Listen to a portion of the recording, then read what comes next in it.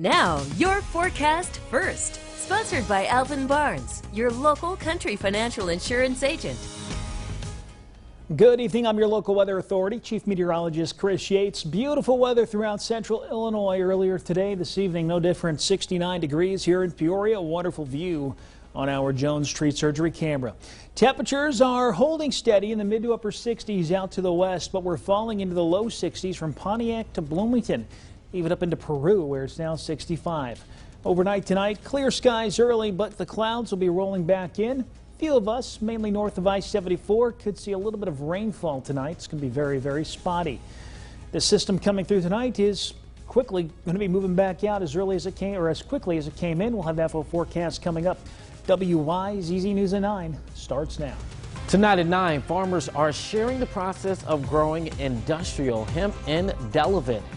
Also, police are still looking into a standoff that took place in Peoria earlier this morning. We'll share the events that led up to that incident. And preparing to drive the boat, fishermen are reeling their rods for the 2019 Cabela's King Cat Tournament.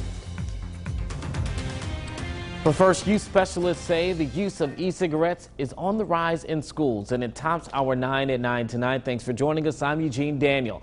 Treasure Roberts tells us why these specialists are at Bloomington High and why they're saying vaping is dangerous. Treasure. Well, Eugene, tonight at Bloomington High School, there was an open house with resources and breakout sessions for students and parents. One breakout session dedicated their time to telling parents why they should discourage their children from using e-cigarettes. According to an investigation by the state's Department of Public Health, at least 3 people have been hospitalized after using e-cigarettes. Some students are drawn to vaping because of its appealing flavors, such as fruit punch, cotton candy, and mango. They also think it's harmless. Youth specialists with Project Oz are working to dispel that myth. If they start putting in that stuff inside their body, it's now starting to change their body chemistry and also their brain chemistry. That could prevent them from, reaching their full potential. Coming up at 9:30, find out why parents agree with these specialists and say they'll be proactive moving forward. Eugene. All right, Treasure. There's a different plant growing in central Illinois now. Matt Sheehan went to the Dekoff farm in Delavan, where he learned about the process of growing industrial hemp. Delavan farmer David Dekoff planted 2,000 seeds in May, and now the plants are nearly 7 to 8 feet tall. In order for it to be classified as industrial hemp, it has to be under 0.3% THC.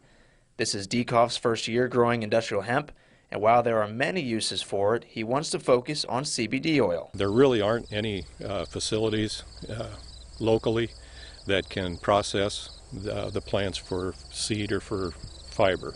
And so we've decided to go for the CBD oil. Once harvested, Dekoff will sell his crop to a processor who will eventually put his product into stores. Dekoff has to notify the Illinois Department of Agriculture 1 month before he plans to harvest. They'll take a sample of his crop and make sure it is not above the 0.3% THC level. It'll be hand harvested. A 1 acre field like that we estimate could take maybe 10 people, about 4 days to harvest this. The farm currently has about 900 plants. Dekoff says by his plants being outside, they will produce nearly 3 to 4 times more flowers than plants kept inside. We're hoping to get maybe 3-4 pounds on some of these smaller plants of flower, and that's kind of the yield that we're hoping to get. Some of the bigger plants we may be able to get 4 or 5 pounds of flower from. If the Department of Ag approves Dekoff's plants, his products will solely be used for CBD oil. But one day, he says he hopes to be able to use his crop for swine feed and dog food. In Delavan, Matt Sheehan, WYZZ News.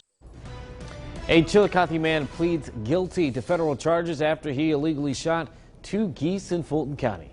Rick Ham and his assistant took 2 hunters on a guided waterfowl hunt in December 2015. While on that hunt, he used an electronic collar to lure the geese into the shooting range. And using that collar is illegal under the Federal Migratory Bird Treaty Act.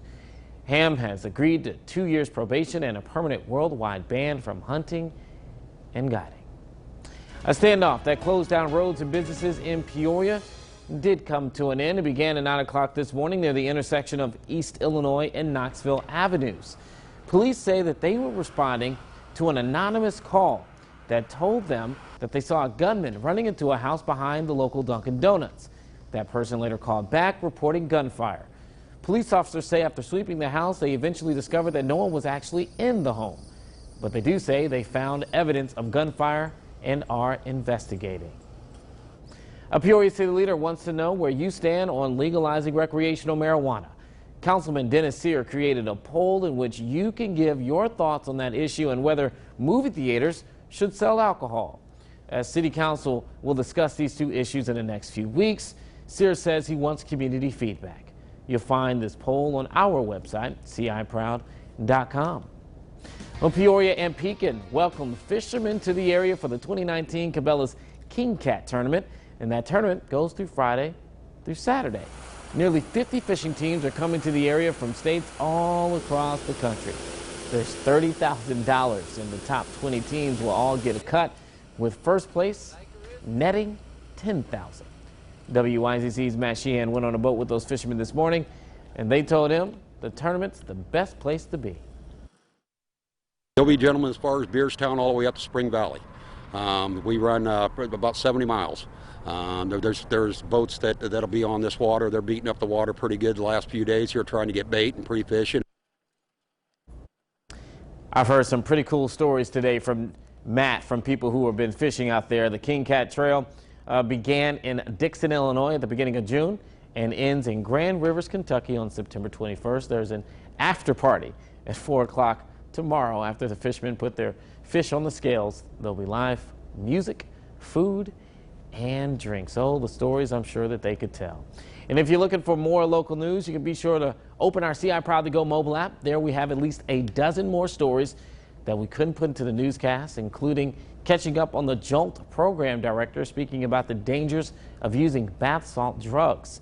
If you don't have our app, you can easily find all the information you need over on our website, ciproud.com. Well, let's check in now with Chief Meteorologist Chris Yates. Chris, they're going to be out on the water tomorrow.